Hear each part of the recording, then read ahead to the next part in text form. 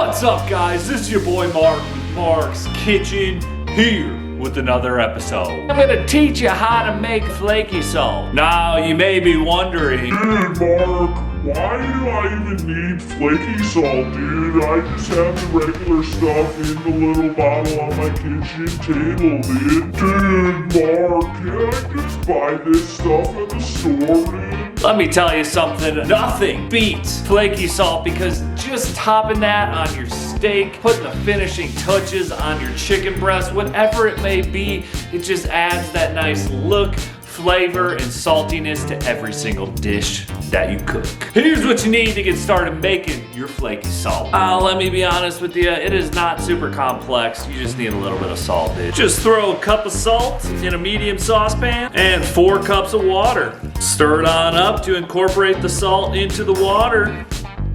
Once it's all dissolved, we're gonna boil this on the stove. We're talking about an absolute roaring boil here. After it's done boiling, pour a super thin layer of your water into the various containers. Put those containers right by a windowsill in direct sunlight for 48 hours, and it's gonna be real nice right there, all right? After 48 hours, this is what it looks like. Some Breaking Bad stuff right here. Then we just use a spatula, scrape this salt.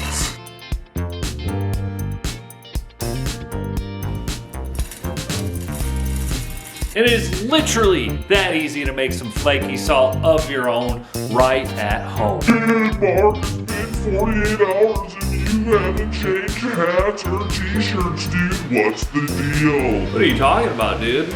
Different shirt. I just got 5 of them, man. Thanks again for tuning in to Mark's Kitchen. And you already know what they say. If you can do it in Mark's Kitchen, you can do it in your kitchen. Peace.